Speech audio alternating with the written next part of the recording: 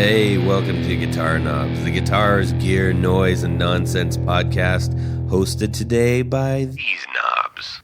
Tony Dudzik, Pick Guardian. Rob Chafe, Mad Cow Amplification.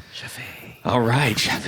I love that when Tony does. Hey, everybody, it's me, Todd. Novak. Welcome to the Guitar Knobs podcast. We are thrilled to death that you are listening to our show. Oh, heck yeah. Yes, we got a really, really good one tonight. Tony, as you've said many times on the show, Yes. especially for new listeners, Yes. We do what? We do whatever you tell us to, Todd. Okay, this is your cue to follow it, to just jump right in and roll with me here. All right, I'll roll with you rather than giving you a hard time. Thank you. That's what I prefer that was last to do. time. All right. Well, it's almost every time. So we like to talk about gear, and specifically boutique gear. That is And correct. specifically the people that make this boutique gear, and that's things like guitars and amps and pedals and accessories and pickups and all the good stuff. And that there's a we key all word love. that you said in Lions, there, tigers, and amps. bears. Amps. And we've got a very special person on the line. Person, who are you? My name is Andy Fuchs of Fuchs Audio Technology. Woo!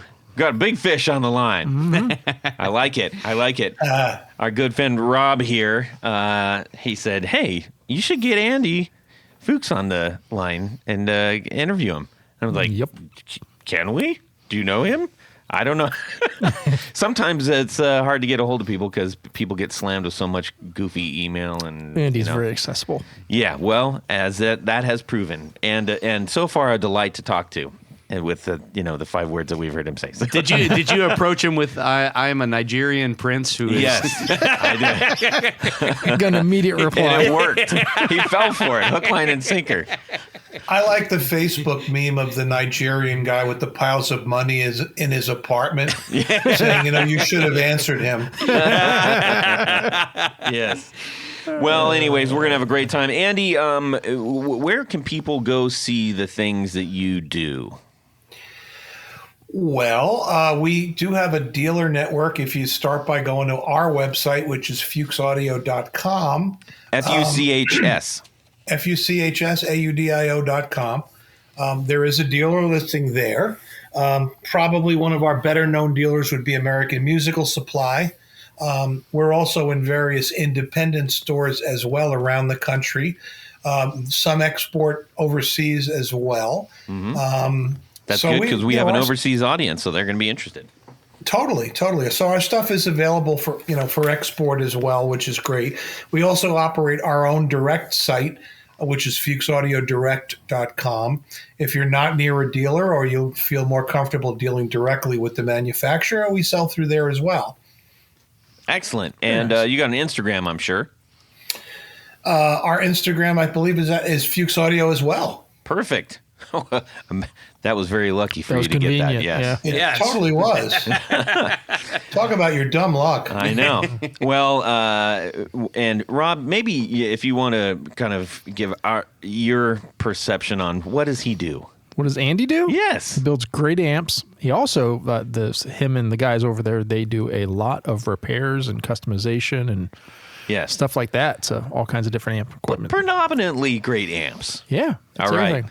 So we're going to find out all about the Fuchs amps and very excited for that. Tony, Yes, Todd. there aren't any major announcements right this second other than Yes. by the time this comes out, we will be setting up to go to NAMM. Andy, are you going to NAMM this year? I am not. Okay. Let me just interject real quick. Of My course. Instagram is actually Fuchs Audio Tech, TECH. Got it. Not just Fuchs Audio.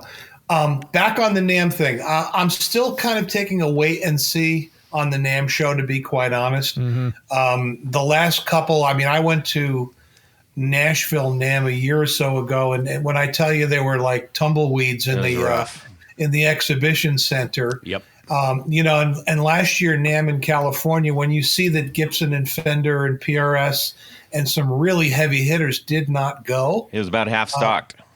Yeah, I just can't, as a relatively small company, it's really difficult for me not only to justify the expenditure, but the time lost not being in the shop. Yeah. Because I've got, besides my responsibilities, on the engineering and QC side of what we manufacture, a portion of my time is spent doing repairs as well, which I still enjoy doing. For me, it's very therapeutic and cathartic at the end of the day. I get in, usually work till maybe 4:30, and then I'm in the shop until close to 7 o'clock. And I put a couple of hours in on the bench. And to me, it's still fun. It also gives me a chance to look under the hood of, let's say a Two Rock or a Morgan or a Friedman or something like that, and see how people are doing things. And people will come to me and say, hey, what can you recommend? I need, an amp to do this, that, or the other thing. I would rather not blindly just say, hey, Dave Friedman's a nice guy and he's kind to puppies and children, buy his amp. I would rather say, I occasionally fix Friedman's and play them and have a look under the hood, and I can feel comfortable that it's a product I would recommend. Right. As an example. If I had my personal choice, I would just spend all my time fixing vintage Fenders because I have a blast doing them. And most of the time they're pretty predictable and they come out really good. So that's kind of fun. I have other techs in the shop, thankfully, that can do, modern switch mode, digital JBL powered speakers or keyboards, or, things that are either I don't want to do them or I don't feel qualified doing them, Yeah. Well, and also there's the Beanie Baby shop you have on Etsy. Who's going to be running that if you run off to, NAMM or whatever? So. Exactly. Anyhow, okay, well, then we won't see you there. However, we'll give you a full report. Yeah. How's that sound? Well, somebody will, for sure. Yeah. Anyway, we're going to be there. Yes. And for those who are listening who will be there, if you have a booth, we'll find you. If you don't have a booth and you're going to be wandering around, please get a hold of us. Yeah. We'd love to talk to you. Yeah. Okay? Do that. Just DM me on Instagram at Guitar Knobs, and we'd love to meet and shake hands and say hi and, whatever. Okay? Listen, kids, don't be a knob. Yes. Yeah. There's plenty of us already. Yeah. Yeah. No more room. Yes. Anyways, speaking of no more room, Tony Yes. is going to start off with what's going on in our music worlds this week. And then we're going to check in with our friend Andy to find out what he's got going on. Okay, so I'm first. Yes. As always. You're always first. I know. So, we're coming in after our Columbus Guitar Show. Now, not the biggest guitar show in the world, but it's fun, and we get to see a lot of people. It's certainly the biggest in Columbus. It's the biggest in Columbus, yes. And I sold a couple of things, but one thing I found... What? Within 30 seconds of me arriving at the table... You're my good luck charm. You sold 3 guitars. Okay. And seriously, sold 3 guitars in like a minute and a half. You're the big seller of the show, though. I've heard from other people. Well, yeah. Yes, That's and a no. lot of stuff being moved. I mean, it's, the way that most guitar shows work now is before it opens The to the doors public. open, yeah. And Howie at Rivington bought a couple of my guitars. Oh, okay. So there you go. Yeah, okay. So I'm helping out the New York City market. So what did Yeah. you buy? So there's a guy walking around, and he says, "Hey, you buy pickups?" And I said, "Well, not really. What do you got?" And he whips out this. I know what it is. It's a Supro lap steel pickup, and it's not just a pickup though. It's like the whole house. well, it's the bridge. It's got it's got everything on it. Yeah. And I said, "Well, what are you asking for that?" And he said, "I don't know, $75." I said, "Well, does it work?" Yeah, it works. Now, the big caveat at any guitar show, if somebody says it works, you got a 50-50 chance. Yeah. Well, the good news is this does work. And so I ended up getting it for like $50, which, It's a hefty piece of hardware. well, it is. And for those of you who don't know, a lot of these types of things are used on what is commonly called a Cooter caster, named after Ry Cooter, who really started putting essentially a lap steel bridge pickup in, and usually a gold foil in the between the kind of the middle and neck position. Those of you who are trying to figure this out, think water slide guitars, and I think water slide, does make they do something very similar to this. And of course, Rycooter, he's played on everyone: Johnny Lee Hooker, Eric Clapton, the Rolling Stones, Neil Young, David Lindley. Yeah, and the Valentinos. He's a guest artist, right? But anyhow, so I decided that, well, now I've got this. It's kind of like, what is it, the Delta or the Moen commercial? Yeah. I want you to design a house. Yes. Based on this piece. So I've never made a Cooter caster myself. I'm going to make one. So I'll start with a Strat body and make it a hardtail because... Why you start with a Strat body? Because that's a traditional... Cooter caster. Okay. So, too bad you don't like it. That way you won't touch it. So that's what I'm going to do. And I already have a Lawler gold foil that just sitting in my cabinet. So I'm gonna do that. So that's cool. I'm going to build a guitar around those pickups. I like that it has a little volume knob on it. Yeah, like it is. It is really cool, and knob. it's an old. I metered it out. It's about a 250. Potentiometer, and the pickup itself is a healthy 6.17. So I think it's that's fun. We'll have to see how it sounds, but yeah, it's got just a big old metal plate that sits on top of the guitar. That's neat. I can't wait to hear it. Let's see, Andy. What aside from going deep into maybe your amp building stuff, I know you've got other musical things going on. What did you do this week? I gigged Friday night. Perfect. That was fun. Probably going to go out tomorrow night to there's a local blues jam not far from the house that I'll probably go and sit in on a guitar or bass. And I'm the annoying guy who brings stuff to jams like, here, plug this and use this tonight. Which is cool. I mean, what's nice about it is I managed to actually I've sold a number of bass amps to local players. When we were first doing R&D and tweaking, I brought them out and said, oh, come on, give it a shot. And then, when guys come off stage and they go, when you start selling those, you call me. It's like, ooh, okay. Yeah. So that's it. I mean, unfortunately, I don't have a whole lot of free time outside the business because it does eat up a lot of time. Yeah. So my time at Beanie home. Babies. Yeah, exactly. I value my time at home. I'm in a new relationship now that's 3 years old and actually just got engaged. So wow, congratulations! I really don't want to burn out another relationship because I'm a workaholic. Yeah. Is there a big date ahead? Sometime this year is the date. Actually, nice. Okay. Very exciting. we're both second timers. We're both really happy. So why not, completely turn it upside down by getting married, So it's kind of up in the air. I mean, we've got a lot of gigs, coming up this year. We're trying to find, maybe a weekend or a week where we can maybe do a cruise and, just take it in stride. There's no major pressure, we better be married by March or I'm out of here, Yeah. Well, I think the last Kiss cruise is coming up. You might want to jump on that. I think that ship has sailed. I moved and I cannot find for the life of me my Kiss platform shoes. Damn it. I'm sure you can buy one on the cruise. Yes, for sale. Really? Rob, how about yourself? So my music week, I bought another guitar. Again, I know. Who do you think you are, me? Tony's being a bad influence. I should say so. Except I'm not on Alibaba buying in a gross, Yes. So. Now, I take offense to that. I use DHgate. DHgate. Yeah, but then you could just sell them all to Rivington like he did. No, I'm just kidding. I'm just kidding. Those were all real.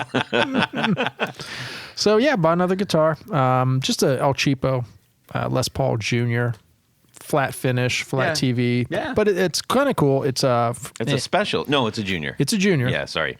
But this one, it was a normal production one that they made with a humbucker stock. So a little different. Yeah. Yeah. It's a great guitar. And you never know, especially how buying is now. it's hard to find stuff and touch it, because there's not many local stores around, yada yada. Yeah. So you pretty much order it and then just have to see Cross what the your piece, fingers. right? See what the piece of wood is when it shows up.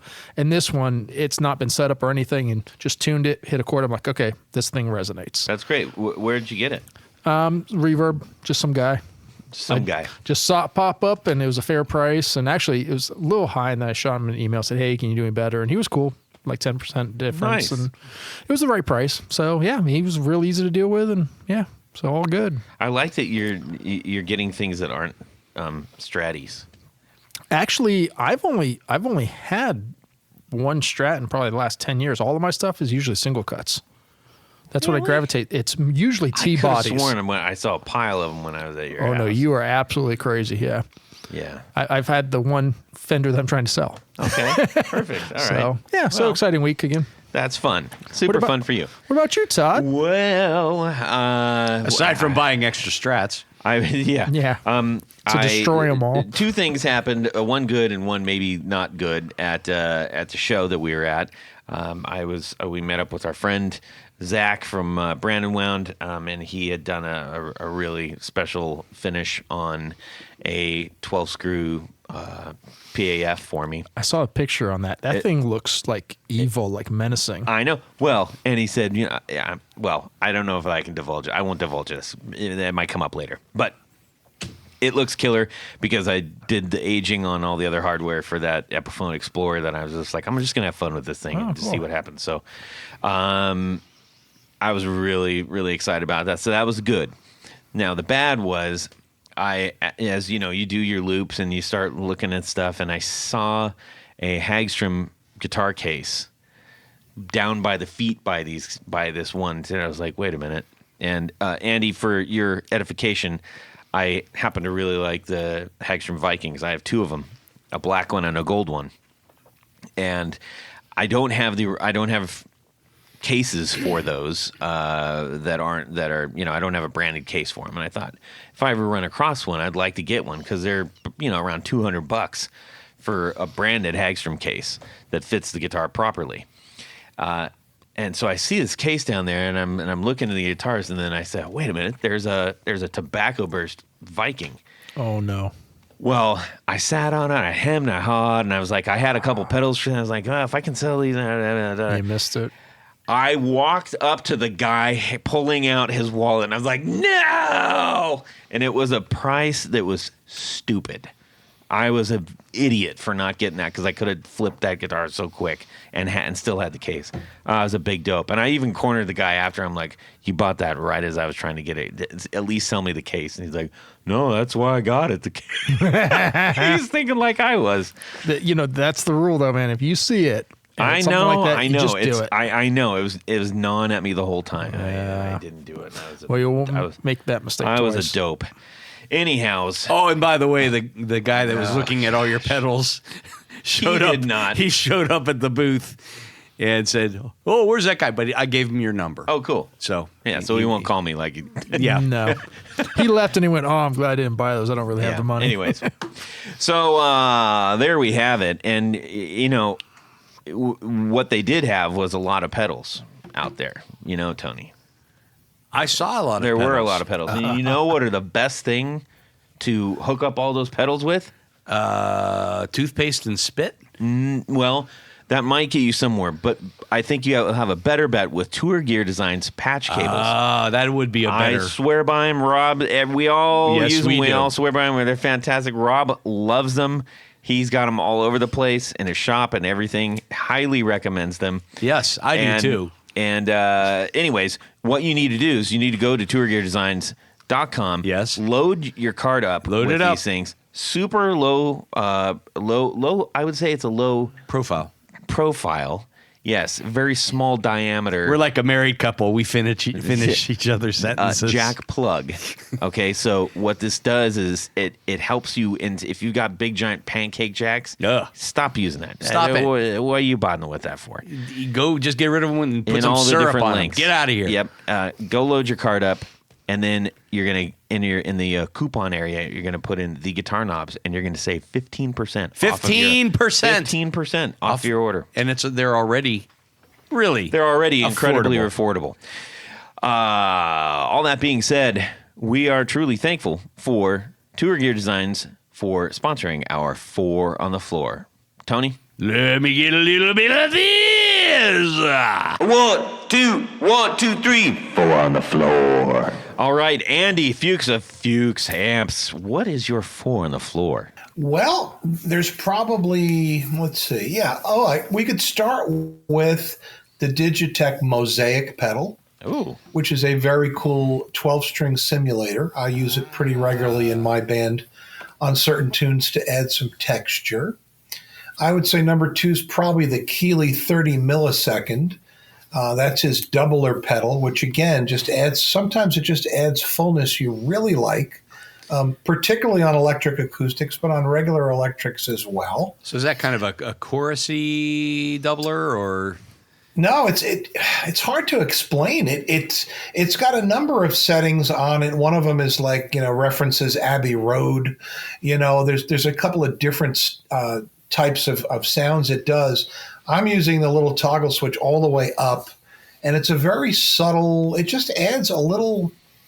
It's hard to say. Just a very friendly texture to the overall sound of the guitar, and you can control the tuning, the detuning.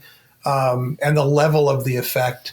It also has a reverb in it, which I don't use. But that's a great little pedal. Oh, back to the Mosaic. Now, how I haven't tried one of those out. Does it track really well?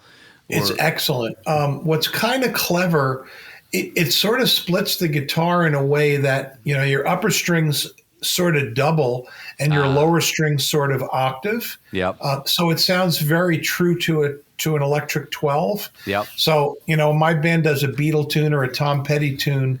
I can throw that in, and it really makes things pretty authentic without having to bring another guitar. I'll spend half the night tuning. Mm-hmm. Oh, that's interesting. I've never heard of that one before. Yeah. That's a new one. Yeah, that's a good little pedal.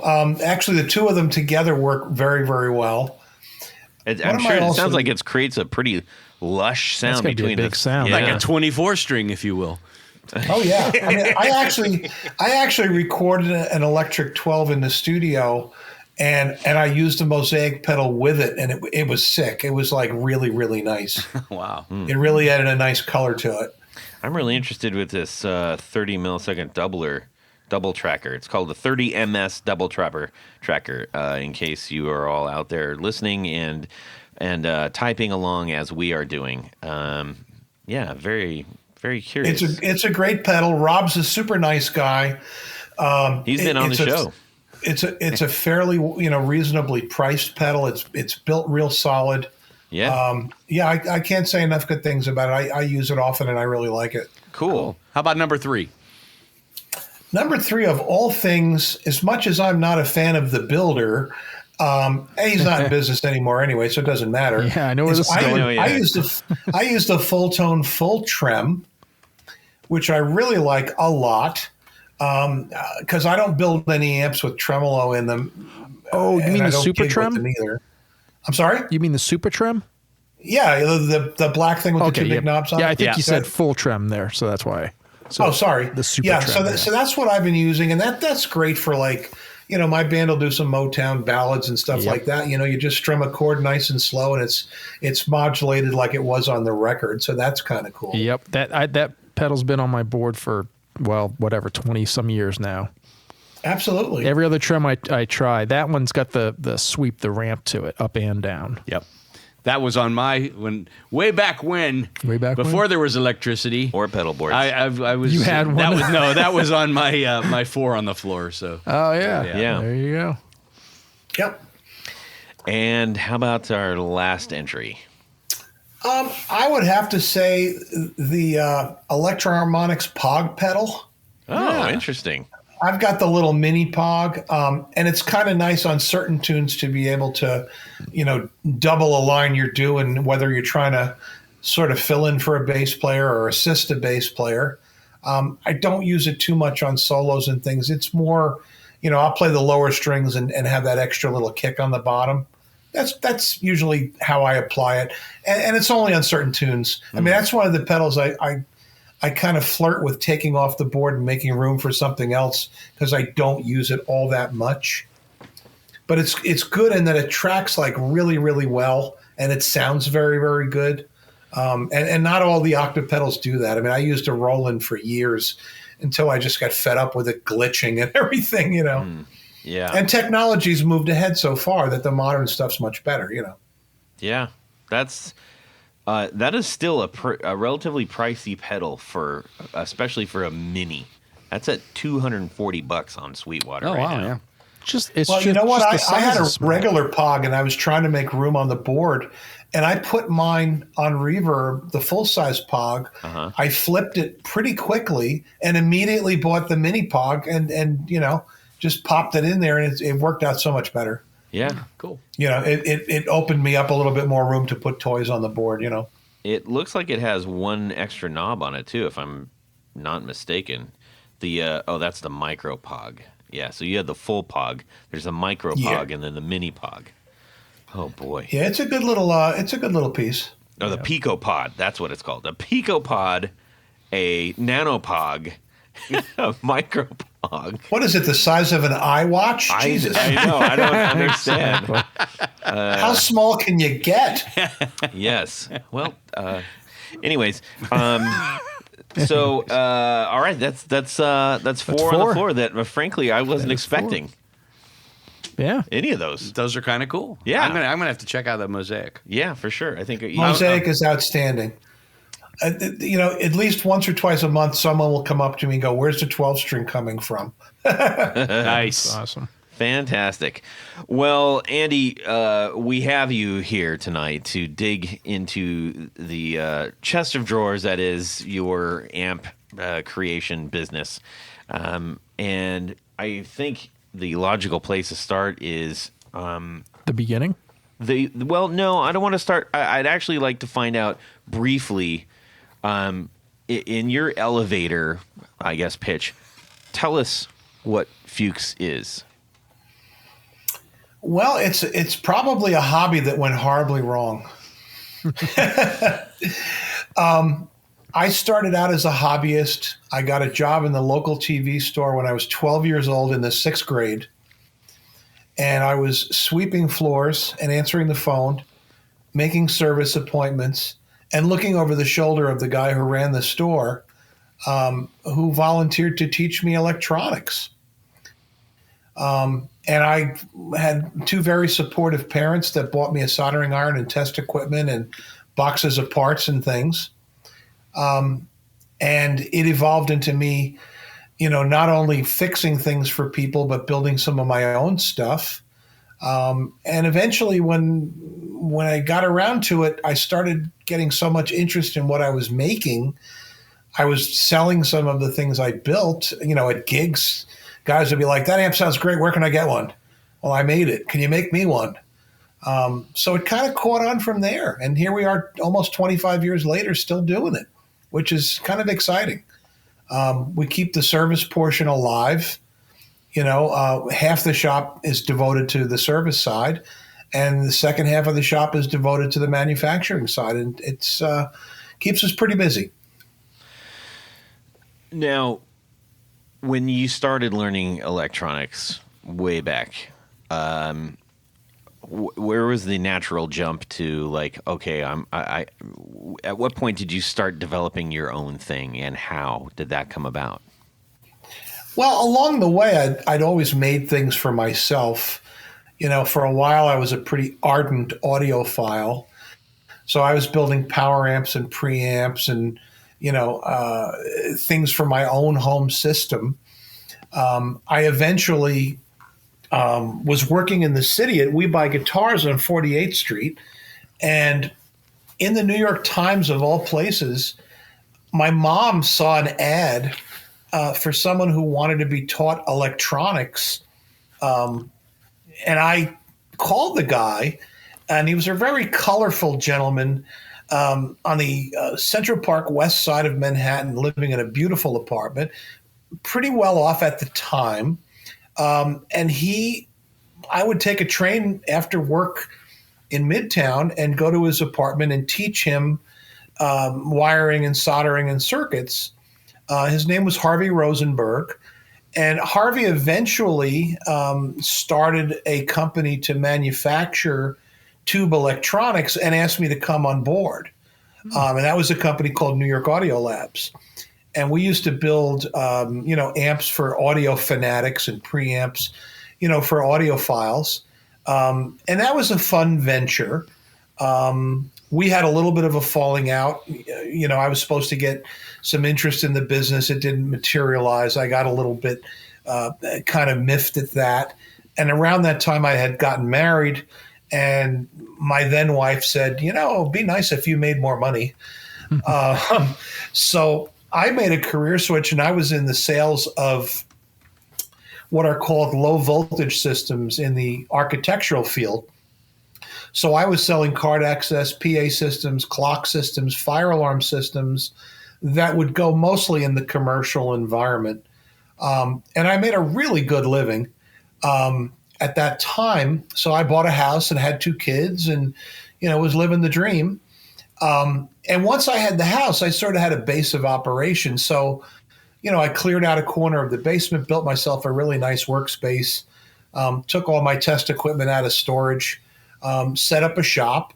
And, the next thing I know, going out to open mics and blues jams and playing gigs, I kept finding more and more people that wanted my services, whether it was to fix things or to build them something. So that was always, percolating along. And then in the late 90s, about 98, maybe 99, my brother-in-law at the time said, you should get a website. And I went, what? And he explained to me, hey, man, the internet is a 24/7, thing that's global. And, you can sell this stuff, outside of the neighborhood and, meet friends and influence people. And so I put up a website. My son and I marched out at the time and bought a Sony digital camera that actually used floppy disks. That'll show you how long ago it was. And I recorded some of my own sound files with backing tracks and my own amps in a studio. And I put up sound files because at the time, if you wanted video, you pretty much started it and went to bed, and hopefully it downloaded in the morning. But through that, it just started to meld into an actual business. And for the most part, it was initially modifications. I'd find a Fender Bassman for a couple of $100 in the local music store or, on eBay in the early days. Mostly just, I'd be on the road for sales during the day, and it's like, well, there's a music store where I happen to be. Let me run in and see what's for sale. And I'd pick up a Bassman for a couple of $100 that didn't work or it hummed or whatever. And I would gut it, put my own circuitry in it, put a new control panel on it, and then throw it on eBay and flip it, in a weekend, and make a decent buck doing it. And the mods provided a really good test bed for circuitry that eventually found its way into production amps. My ex-wife at the time said, you're cutting up your knuckles and your hands drilling and punching and, modifying other people's amps. And why wouldn't it make more sense for you to have a chassis and a cabinet made and actually build your own amps? And, the light bulb over my head went on, and I said, shit, you know what? That's a really good idea.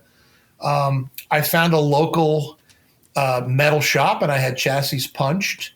And at the time, I found a local wood shop that let me make some cabinets in it. The initial amps are actually hardwood. They were like maple with a clear coat on them. I still have one in my showroom at the shop as a showpiece, one of the first 5 or 10 amps I ever made. And it evolved from there. Eventually I discovered Mojo, and, you could actually go to somebody and say, make me a cabinet with Tolex and corners and handles. And it evolved into a more professional finished product.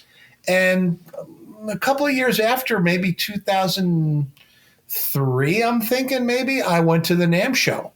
And I got myself a space in a booth that was being run by, of all people, the Everly Brothers. Oh, wow. Say what? The Everly Brothers had a business. They were selling picks and strings and guitar straps. And, when they weren't busy fighting with one another. And I was able to, for a couple of $100, stick an amp in the corner and a guitar. And I sat there and handed out business cards and shook hands. And it grew from there. I originally got going on the West Coast through Andy Brower, who was a very busy karting and backline supplier to tons of studios. And, we gave him some amps that he would take out to different recording sessions. Somebody would put in a request for X, Y, and Z equipment for a session for Crosby, Stills, and Nash or Carlos Santana or whomever.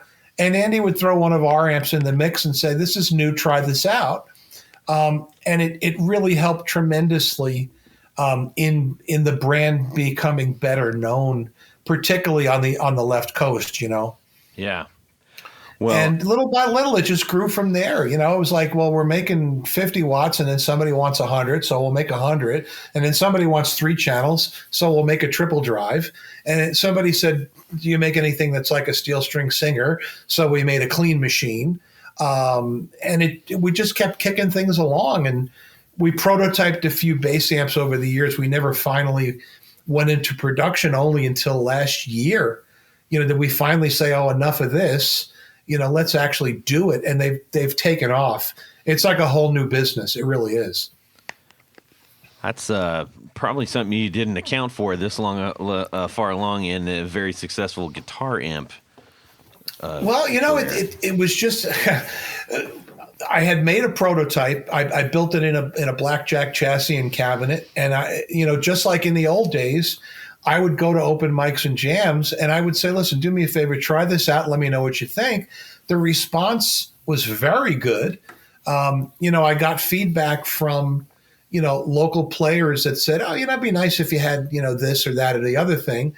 So the models evolved, the prototypes evolved. I had a new hire in the shop, a guy by the name of Scott DeBachler. Scott had his own pedal business, S&K Pedals. You should have him on the show for sure. He's been on. Oh, is he? Okay, yeah. Terrific. Excellent. Well, Scott is an outstanding packaging engineer.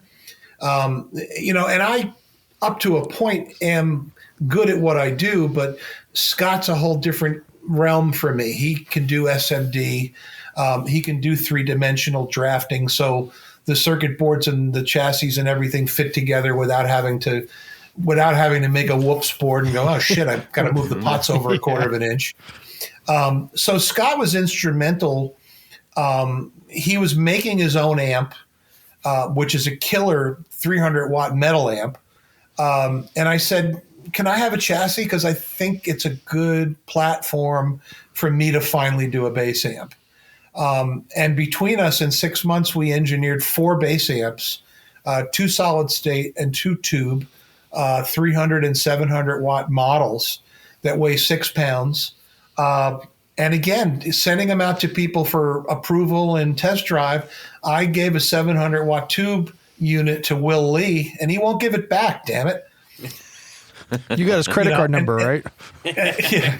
Well, I tell people all the time, listen, if you're going to use it, if it speaks to you and it's going to work with you in a good way, we should definitely talk. The big challenge as a small business is I'm going up against, a Harkey or, the various companies out there that are Aguilar, people like that are part of bigger companies. So Aguilar is now part of Samson, and Harkey's part of Samson. Mm-hmm. Aguilar is part of Korg. So they've got money, companies like Ampeg, for example, they've got money to put amps all over the world and, put backline on stages everywhere. And a lot of these guys, you kind of turn their heads and they're like, I have relationships with other companies, but I really like this amp. Yeah. So Will's a friend, and he's like, look, I'm going to use it. It's going to get seen. I'm going to record with it and gig with it. And, we'll have a good, friendly relationship. He's not maybe a formal endorser, but he's behind the product, which is exciting to me. Mm-hmm. And between Scott and I, we've been finding, players to put it in front of that have come away impressed. So that's exciting. And, because of the reputation in the guitar end, people are like, God, I've heard your amps. I've seen them. I've heard about your reputation. I'm dying to try this amp. And, so far, so good. Nobody's been disappointed. We've more than exceeded what they were expecting, which is a great feeling. Well, you mentioned endorsers. And if anybody ventures over to their website, I think they're going to be pretty pleasantly surprised with people like Dweezil Zappa, Steve Wright, Derek Trucks, Kenny Wayne Shepherd, Rick Nielsen. Maybe you've heard of him, Cheap Trick guy. Oh yeah, okay. Checkers. Yeah. Is famous. Yeah, I think I've heard of him. Carlos Santana, Warren Haynes, Bootsy Collins, Buckethead, Joe Bonamassa, Greg Allman. Al Di Meola is Show's over only an hour, Todd. We gotta. So yeah. Well, I didn't even scroll down the page yet. I know. So they're figuring out that you're doing something pretty right. Yeah. Yeah, it's kind of funny when I got to know Al, Andy Brower actually made that connection. I think it was in 2008, maybe. Return to Forever had gotten back together and did a tour, and Al was looking for something. I saw that new. tour. Oh my God, it was so good. It was. That was the first time I'd ever seen any kind of like that kind of fusion, like jazz rock fusion stuff. It was not my bag of chips, but holy mackerel, that opened my mind up. That group was phenomenal. That group was amazing. Chick Corea, God rest his soul, was an amazing composer and musician, and Al and he worked off one another just tremendously well, and Stanley Clarke, of course. So around 2008, Al was looking for amps to tour with, and Andy said, "Well, why don't you try this out?" So he played it at a rehearsal. He liked it. We set him up with some backline. And he gets on the phone and he goes, "I really like what you're doing. Where is your company?" And I said, "I'm in New Jersey." And he's like, "Where?" And I tell him, and he's from Jersey, like 10 minutes from the shop up the Parkway. I'm like, holy crap. And I had the same experience with Vic Juris. He came up to me at an amp show, played an amp. "These things are terrific. I want to get one. Where are you?" I'm like, "Jersey." He's like, "I'm from West Orange." I'm like, "Well, dude, come to the shop." So a lot of people had no idea that we were an East Coast company. I met Paul Rivera. He's like, "Oh, you're not in California?" I'm like, "God, no." Yeah, interesting. Now that you mention it, though, there aren't a whole lot of amp manufacturers that are on the East Coast, are there? Not anymore. I mean, you used to have Ampeg and you used to have Guild and, Epiphone and, there were definitely a lot going on. I mean, Supro's got an office. I think they've got a factory facility on Long Island. Okay. Lewis Electric. Oh, he's really pretty much a small builder as they go. Yeah, right. Tyler, there's a few little independent guys, but as far as like full-blown companies, we're like probably the only East Coast company. Yeah, I think so. And I kid around with Scott too. I was like, aren't you lucky you're from Jersey and I'm so close to where you live? Because where else are you going to go to work, Well, next time you see him or talk to him, please tell him we said hi, will you? Absolutely. When you, again, back to like where you were kind of heading with these, you started developing your own circuitry, your own sounds. What was your initial, sound profile that you were like, if I'm going to do it, it's going to sound like this? And tell us about that. Well, on the clean side, keep in mind both of my parents were musicians. My mom played guitar professionally and my dad played accordion professionally, and they were both Ampeg users. So I grew up, in a house always filled with music. And, we'd have records on from Howard Roberts or George Barnes or Les Paul or, people like that, Vinnie Bell. And you would hear just these magnificent, beautiful clean tones. If you listen to Les's clean tones or George Barnes's, they were just immaculate and bright and punchy. So that kind of formed, what I liked in a clean sound. I mean, I can remember very vividly being handed a Dan Electro guitar right out of the cardboard box in my father's music store and plugging it into an Ampeg Gemini and just cranking up the bright switch and the reverb and just thinking, this is the most majestic sound I think I've ever heard in my life. So I grew up with an ear for what I think is a really good, traditional, clean guitar tone, whether it be jazz or pop. On the dirt side, I'd have to say Larry Carlton, Robin Ford, Santana, Eric Clapton at times. Those are iconic on the dirty side. Those would be the kind of sounds I personally would try and emulate back when I was playing rock and roll. Now I'm playing yacht rock, so I've got to make an assortment of tones, to fit the tune that we're doing or the sound we're looking to get, All right. Now, with you, once you have your main line, you've got kind of a line that hits on just about all of the major, I guess, tendencies that people go into as far as tone wise, like what people are seeking. Can you walk us through what those are? Well, I would say that most of our amps, if not all of the models, with the exception of the Manus series, they are all capable of very similar clean and dirty tones. If you look at the Casino line, which is the Blackjack and the Full House, they can do many of the tones you could get from an ODS Classic or an ODS 2. But as you move up in the lineup, you get increasing flexibility. The Casino amps don't have pull mid boost or bright switches or gain boost switches. There's a number of features that begin to appear as you move up through the models. So the Casinos are low end, like let's say around 2000. The ODS is the mid range, which is in the 3s, and the ODS 2 is more like the 4 to 5. So depending on your budget and also your needs as a player, you can emulate most of the sounds, amongst the amps, because there's sort of a familial resemblance in terms of the circuitry. And, what I'm looking for, as the designer and often the player. So I don't go too far off the reservation. The only exception being the Manus 89, which is kind of our Marshall flavored amp. Channel 1 is like an 800. If you turn on the gain boost, it's like a hot rod at 800. Channel 2 is like a 900. Kick in the boost, it's like a tweaked 900. So it's almost like a 4-channel amp, but that's more of a metal, shreddy kind of high gain sound, more in the Friedman ballpark, that kind of thing, Bogner. While the ODS stuff is probably more in the Boogie Dumble camp.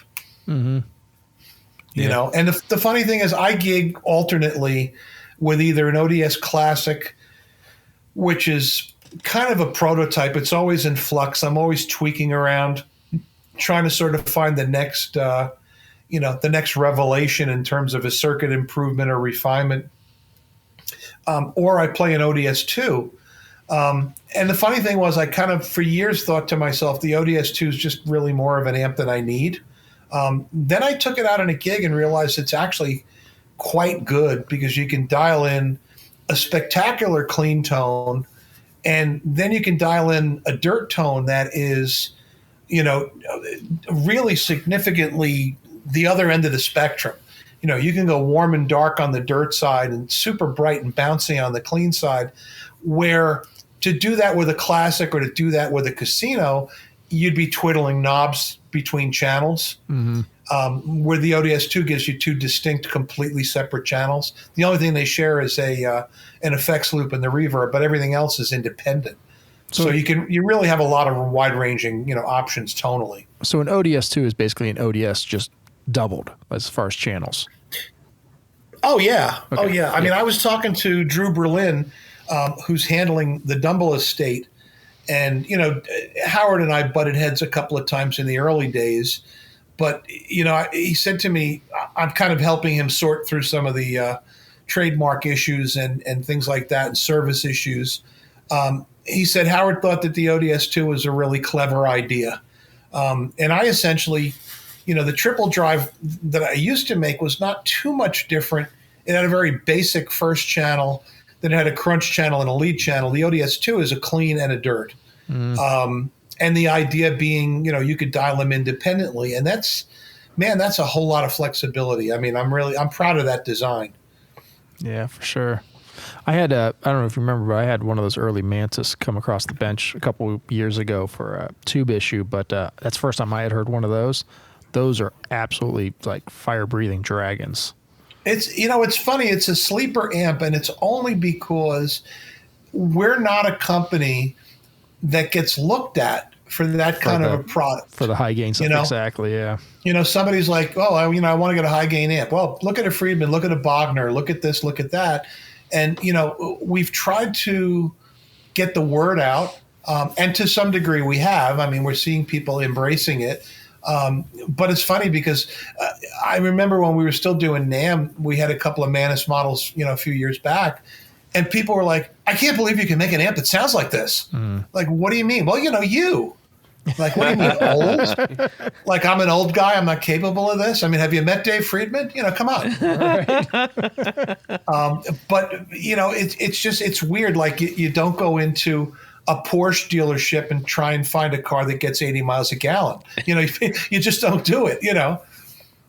So, it's our job, and we're trying to, through our retail partners like American Musical, getting demo videos out there, getting them in front of artists that can actually make them do what they're intended to do. And people are starting to take note, which is nice. Awesome. Now, as you are embarking into, you got stuff going on with the bass. We mentioned that as far as new lines. Are you sticking with the Casino, Clean Machine, Mantis, ODS? Is there anything new on the horizon there? Well, we are looking at sometime this year probably doing a guitar amp in the bass amp platform. What I've done, the ODS Classic that I gig with at the moment is actually a hybrid. And it's an ice power module with an ODS preamp in front of it. And what we're looking to do is try and package that in what is the bass amp platform. So you'll have a 6-pound, it's 300 watts into 4 ohms, it's 150 watts into 8 ohms with a dedicated, true tube preamp running at the proper voltages. And the amp in its current form on gigs has proven to really get the job done. I'm in the final phases of tweaking it before I hand it over to Scott, and we convert it to a circuit board. But I'm going to say, realistically, second quarter of this year, that'll hit the streets. And it's good in that it's a twofold thing. It's got more power than most people will ever need. It'll be a great clean platform for like a jazz type, the guys who bought Acoustic Images or maybe even quilters. So it'll have a great clean channel. It'll have my well-known drive channel. We're just experimenting right now with contouring the voicing so that the tube preamp gets along the best way it can with the ice power module. We did that in the bass amps. I mean, guys that have played the Tube 300 and Tube 700 are like, oh my God, it's a 7-pound SVT. Like, yeah, no kidding. And that's no secret. That's intentional. I get calls from guys that are like, I'm 60 years old and I'm not carrying that thing around anymore. Like, okay. And, this is an amp where someone goes, it sounds like an SVT. And I pick it up with my pinky, which is great. And I'm hoping to do that same thing on the guitar side. I can gig with a single 112 Neo cabinet and that head and not bust my back up doing it, Hey, Andy, what's the price point for the bass amps currently?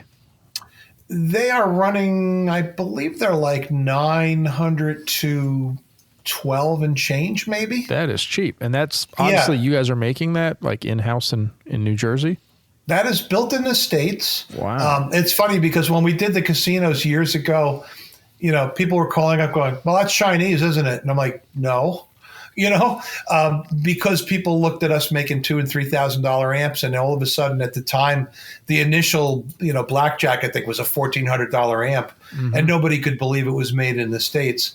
The bass amps are made in the States. Again, not having a wooden cabinet has been a big savings for us. And Scott's packaging is very, very efficient. Yeah. So that the labor time to build it is cut down substantially. Yeah. It's built in a very production friendly way. So yeah, they're competitively priced. We make a reasonable margin on them. And part of the pricing, my buddy, the purchasing agent at American Musical Supply, when we came to him, because he happens to also be in Jersey, I said, listen, this is what we've got. We've got 4 amps. This is where we want to put them in the marketplace. And he said, listen, this is what you're up against. You're going to be up against this model and this model from that manufacturer and that manufacturer. If you want my advice, this is where you should price them based on the power and the features. So we kind of took their guidance, and, probably for the next year or so, I don't see the prices going anywhere, barring any increases from vendors. But it's an efficient build. And that's a difference between a casino and an ODS in a lot of ways. An ODS is an 8 or 9 hour chassis build. Where we can build 3 casinos in a day because they're made for production efficiency. Yeah. So when we roll out the guitar amp, in that bass amp platform, I'm hoping to have that thing around, maybe 1,200 and change. Wow. Which will be with reverb and a loop and channel switching and a 2-way foot switch and all kinds of cool stuff. And I know there might be some other things out there that are similar-ish that, might be close to that price point, but I can't think of anything that's made in USA that comes close to that. Yeah, a lot of what we're competing up against, I'm looking out and seeing, Supro's a fine example. They don't build a bad amp. I don't know if it's intentional or maybe it's just an oversight, there's no country of origin on the amplifier. It's on purpose. And I think that they've got, chassis and stuff coming in from overseas. Maybe they put them in a cabinet in Long Island and then they ship them out. So they're not necessarily American made. And maybe if it said assembled in USA, possibly, I don't know.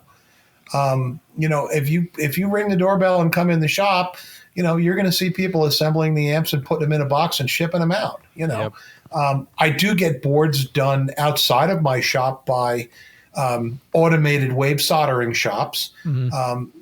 We build the first 6 or 12 of any model in the shop to make sure it's consistent and it sounds like the prototype, and it's a stable, repeatable design. After which time I buy 50 or 100 boards at a time, and I have them stuffed on a machine. Yep. As everybody does. Oh, yeah. Yeah. Absolutely.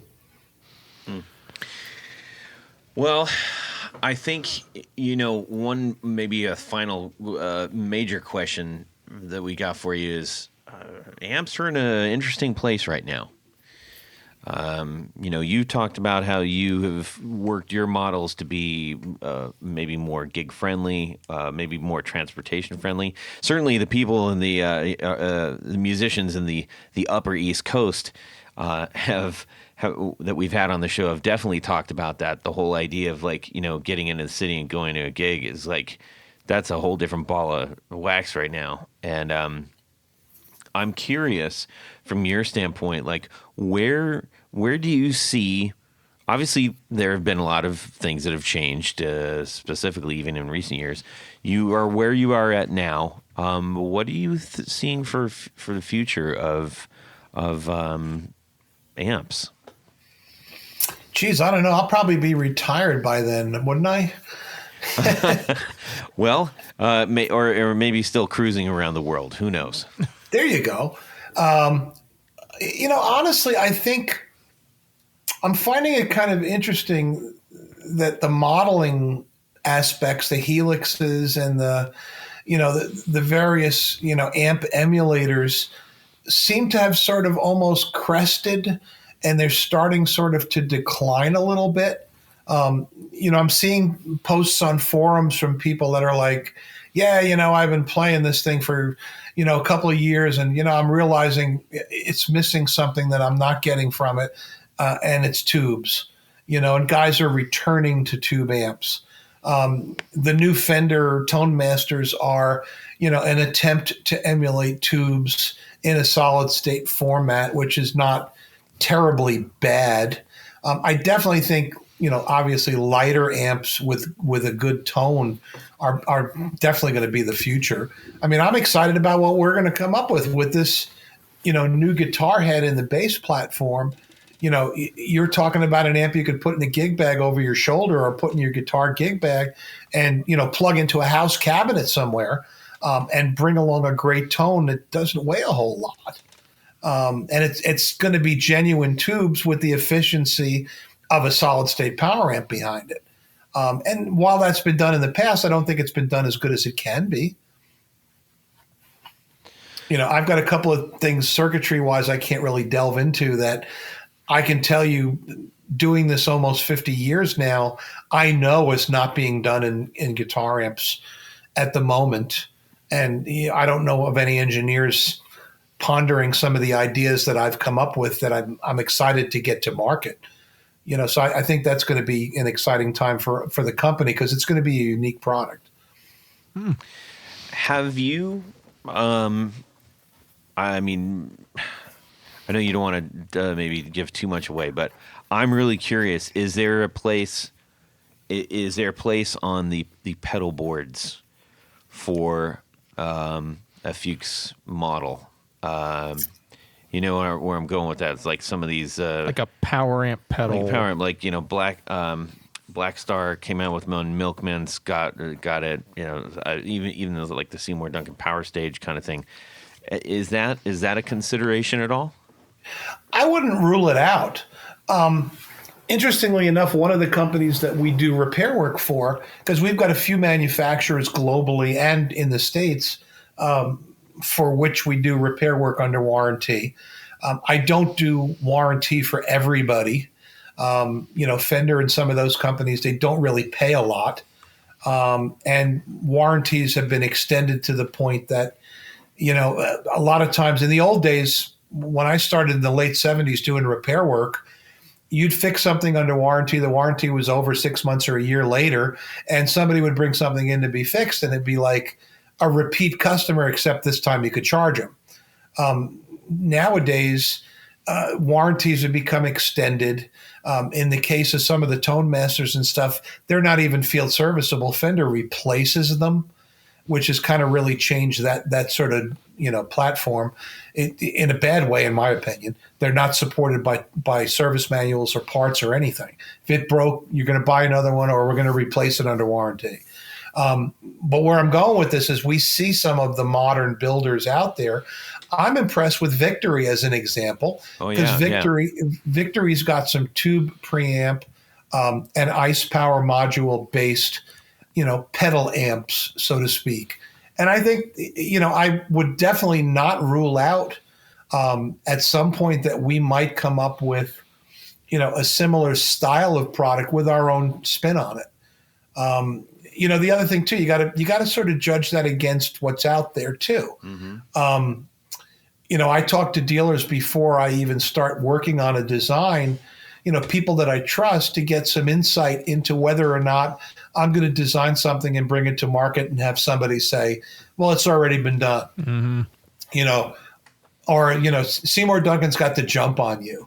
And I think, listen, having a couple of 100 watts on your pedal board and just carrying out a cabinet, that's not a bad concept. No. If you can make it work and sound good, why not?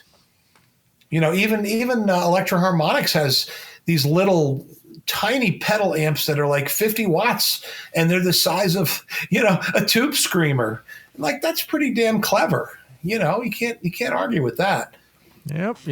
But I wouldn't rule out us potentially looking at that down the line. Why not? Yeah. Well, I don't know that I even would have asked that, except the fact that you had brought up Scott. And, obviously he was coming from a pedal standpoint with quite a few of his pieces, and it just sounded like I think there's something interesting about a classic amp builder who can provide that, because even if it's a perception thing, the idea that some of these things that are landing on boards, not all of them are necessarily coming from, I guess a classic tube amp builder. They're coming from companies that have done, maybe except for Victory. They all the other brands really kind of have a pretty solid foot in solid state things and electronics and pedals and stuff like that. So I just think that'd be kind of interesting, especially from somebody like you who's a higher end boutique maker of classic guitar amps. Well, yeah, and I think honestly, my ear's kind of picky. I think I've got a sort of a standard to meet that my customers expect. I'm not just going to put it out for the sake of putting it out. I want someone to say, "Oh my God!" When I brought the casino stuff out, I remember a guy saying, "You finally brought your tone down to a more affordable realm," and I'm not disappointed in what it sounds like. Yeah. Almost as if they expected it to be disappointing. And it's. I've got a reputation, I think, to uphold. Mm-hmm. And if and when I do something like that, I'm going to want it to be something that, somebody wants to buy it because it's better than what other vendors are offering them. Yeah, that makes total sense, and that's, I think, that a great way to sum up how you would, if you would, look into that. Those are the standards that you got to hold up. And well, that's why our bass amps took as long as they did to get to market. Yeah. Because I kept making different types of models and shapes and sizes to the point where the technology and, having the right people on staff, allowed me to finally get my ideas out to the market. And the response has been terrific. Because I didn't take lightly going into a completely new market. Because someone's going to perceive that and go, "Oh shit, now he's doing bass amps. I hope they're good." And I'm not going to put something out there that's mediocre. I can't risk it. Not at this point. Not after 25 years of building a brand. Yeah, no, that would be that'd be crippling. Totally understand that. Oh yeah. Well, Andy, this has been an absolute delight talking to you and getting to know more about your amps. I know that I've certainly seen them all over the place, and most of our listeners, but getting to talk with the person behind them who developed them and who stands by them, I think has been a really great experience for us. Tony Yes, Todd. is going to take us on a little trip right now. Yes, that is correct, Todd. It's that part of the show where we like to play a little game called Would You Rather?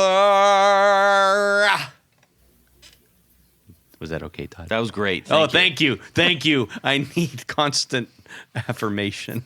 Thank you. This week's Would You Rather. Perhaps some listeners remember our good friend, Professor Squeaky Bellows. Squeaky Bellows. Squeaky Bellows. Okay. Well, if you remember the last time we did this, I think all of us chose to foil Professor Squeaky Bellows' master plan. And since we failed him miserably last time, Professor Squeaky Bellows shows up at your house dressed like an Amazon driver.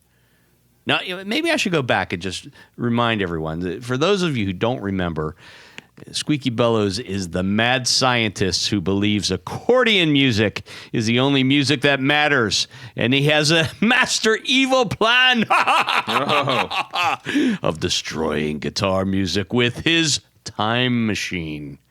Oh, yes, another time machine. Not the one that we use, but this is Squeaky Bellows'. Back to the story.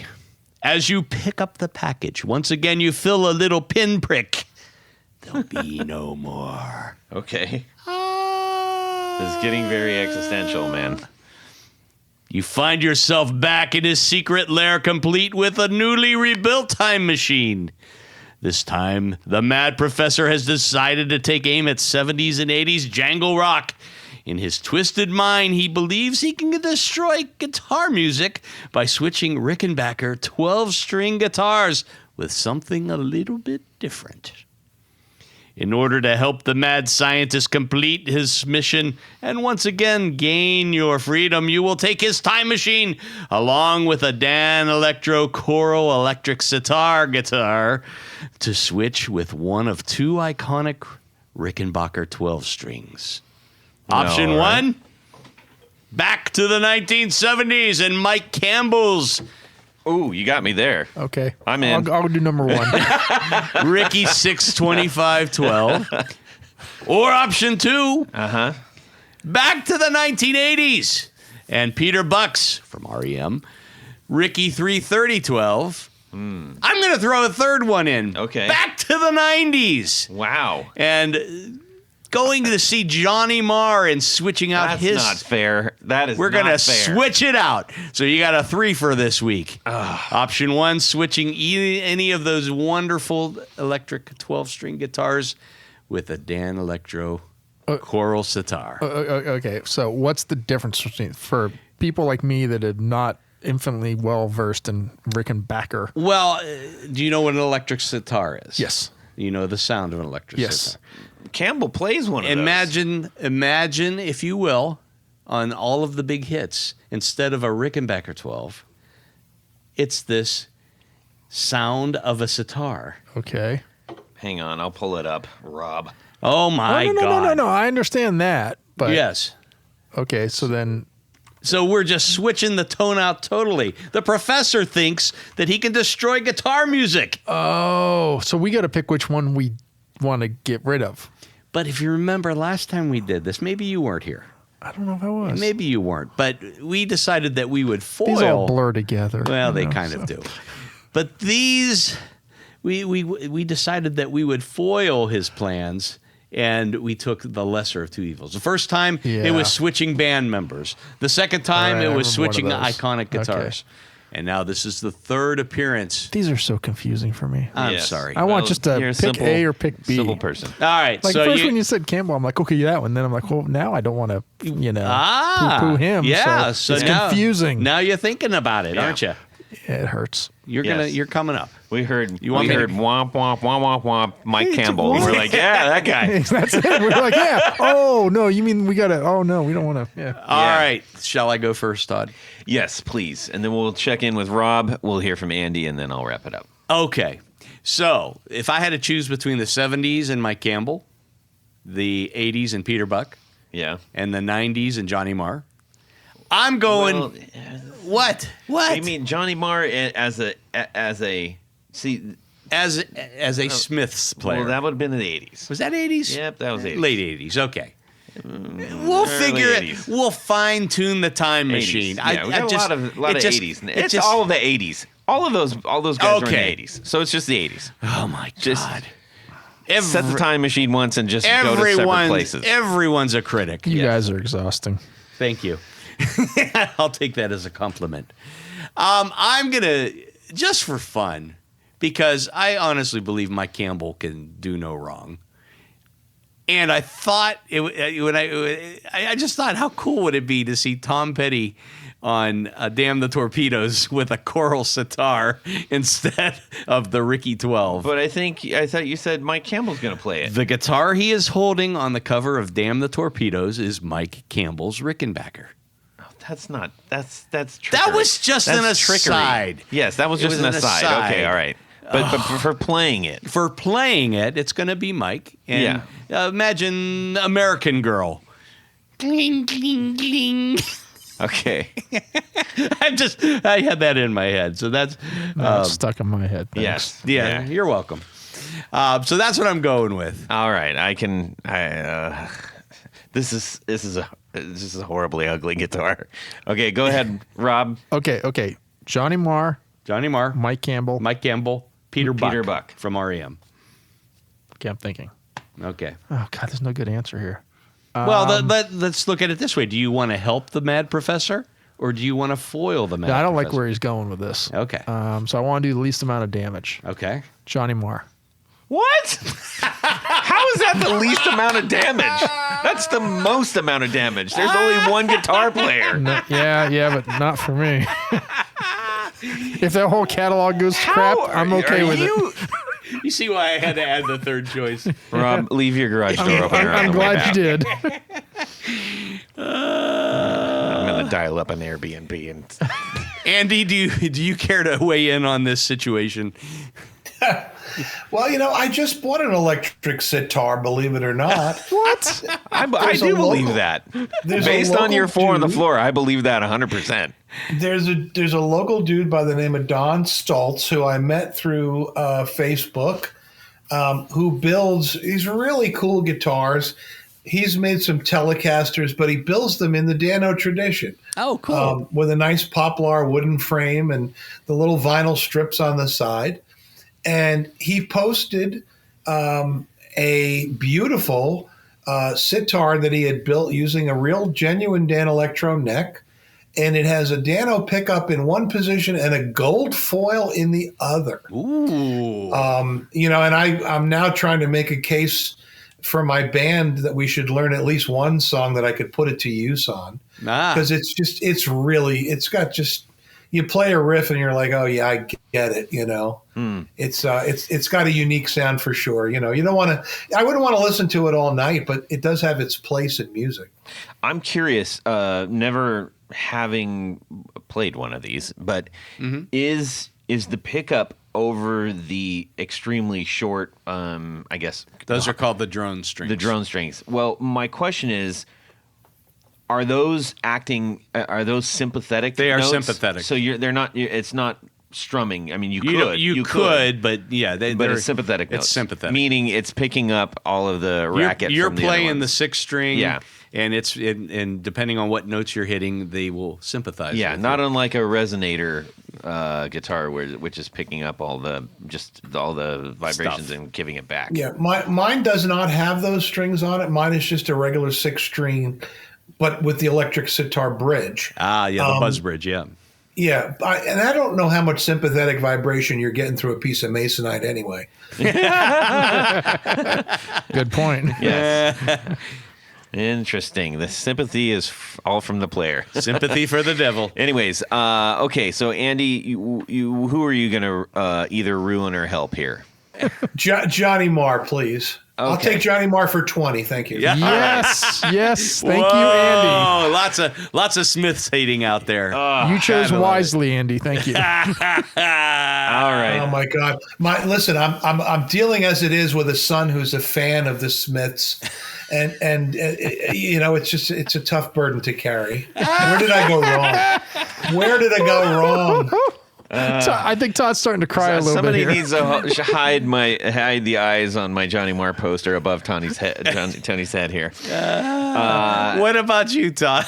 Well, I love Mike Campbell. I am a huge fan of Petty and the band, and I'm a huge fan of Johnny Marr. So I'm definitely Peter Buck. I saw him live. I said all the thing, but of the three, there's no way I'm gonna get in the way of Johnny or Mike. So Okay. yep. Well, that's REM's getting the secret sitar. weapon in the Heartbreakers, man. Oh yeah, absolutely, no question. All right, we need to thank a few people, and then we're going to bid adieu to our friend Andy, and make sure that the pots and pans comment didn't get him in trouble. Watch out for the flying cast iron skillet. Yeah. That's right, Todd, because at this point of the show, there's a special group of people we love to thank. These are our executive producers. Now, executive producer makes this show possible. How do you become one? Head over to Patreon. I almost said pickguardian.com. Yeah, oops. Patreon.com/The Guitar Knobs. Check out a couple different levels in which you can participate, become a friend, a sponsor, a hero, a patron of this program. Each level comes with some very nice thank you gifts and giveaways. Hell yeah. Yes. We got giveaways coming. and you automatically get qualified for that. Indeed. But beyond that, all the good stuff, there's one thing more. Jared, if you're out there, You get to have your neighbor help. wow. Jared, through the ether, came through. That's right. You get to have your name right on the thing. That's what I'm going to do right now. So special thanks to these executive producers. Vader and Pedals, John Halverson, Rick Calhoun, Trevor Gunberg, Elad Mizrahi, Micah D, Richard Kendall, James White, Motander Guitars, Anthony Gemalero, Bill Gola Guitars, John Esterle from Rare Buzz Effects, Anthony Lathrop, Stefan Lamb, Michael Senchuk, Ken Sayers, Doug Christ, Darren Gregory, Tom Brazen, Rusty Sneeden, Ralph Gottschalk from Wonderful Audio Technology. What? Don Kloss, Gregory Randall, Brett Hogarth, Eric Hemmer, Stuart George, Michael Furman, James Bell, James Romer, Cameron Pampas, Trevor Ellenberg, Christopher Logan, and John Sebastian. Yes. Sebastian. Yes. Very good. But Todd, Yes. there's another group of executive producers. Yes. These are the special ones. Yes. They all have They're of elevated status. yes. These are called our Grand Poobahs. They all get complimentary Gene Simmons Dragon platform boots. Yes, they do. Except we only give them one. So they have to wear a sneaker Yes. on the other foot. So special thanks to these Grand Poobahs. Tom Imanasco, Ricardo Iguareda, David Kaminga, Brandon Wound Pickups, Hex Matos, Michio Murakishi, Bob Crouch, Jack Cadian, Sam Jett, Tyler Casey Rhines, LSJ Music Company, John Williams, James Pennington, Steve Keys, Cody Foster, Science of Sound, Brian Robinson, Jonathan Jerusik, Corey Nigro, Michael Van Zant, Tim Nowak, Jonathan Daly, Martin Cliff, Sean S. David Poe, Billy Spitfire Unlimited, Congregation Gear Demos, Paul Von Eppinger, Scott Sullivan, Great Lakes Guitar Pickups, Matt Hart, Enrico Fernando, Moon Guitars, Yes. Adam Johnson, Eric Edwards, and David Tyndall. Thank you. Thank you. Thank you. Oh, thank you. Yes, you are keeping our 2024 on our tippy toes with delight. Thank you so much. Tippy toe. And if you are interested, maybe even want to know more, you go ahead and ask us. We can talk to you about it. Yeah. But let's wind things up here. Andy, it has been a pleasure and an honor to talk to you. We really appreciate your time and an insight into you and your brand. Well, I appreciate you guys reaching out to me, and wish you only the continued success with your webcast, and be welcome to come on another time if you need me. That'd be awesome. Yes, indeed. That We'll sounds have to good. do that. And where can we find all of your fine goods? I would say fuchsaudio.com is a good starting point. Let's start there. Perfection. That's where you can get a good idea of what is offered. Tony, how about yourself? Head over to pickguardian.com. Check out some of the wares I have available for sale. But I do a lot of custom work. I mean, that's really what I do. Yeah. And so shoot me an email. Let me know what you're doing, what you're trying to do, what you need. We can pick out some really nice material, you know? Yes. You know what I'm saying? I do. You I've know seen what? it. Rob, how about yourself? Mad Cow Amplification, Instagram, Facebook, YouTube. Yes. And oldmoanandrob.com. And let's see. You can DM me at Todd at the no, email me Todd at the Guitar Knobs, or DM me. That's even better.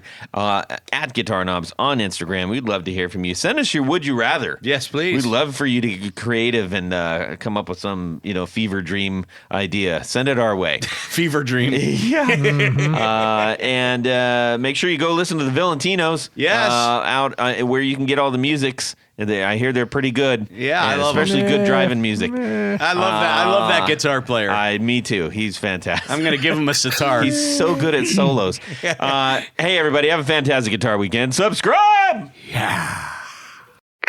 I am in northern New Jersey, probably about 20 minutes west of New York City. Gotcha. Man, we've had a lot of people from New Jersey, I feel like, as of late. There's a lot of people that live in New Jersey. Yeah, that too.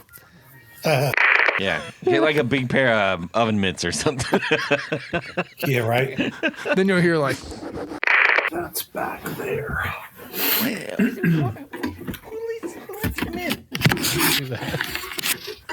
tell me the